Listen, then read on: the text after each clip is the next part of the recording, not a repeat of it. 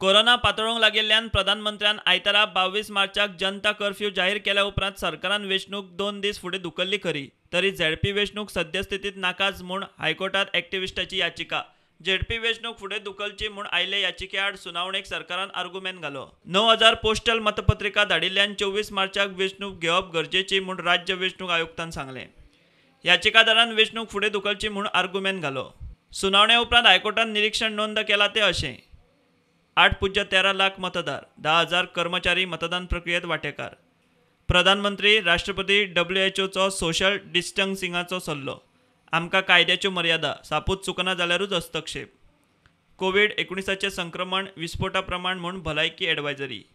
SECन आपली तकली वापरिल्ली ना अशें पळयल्यार दिसता. वेंचणूक आयुक्तान आपली तकली वापरून योग्य निर्णय घेवचो.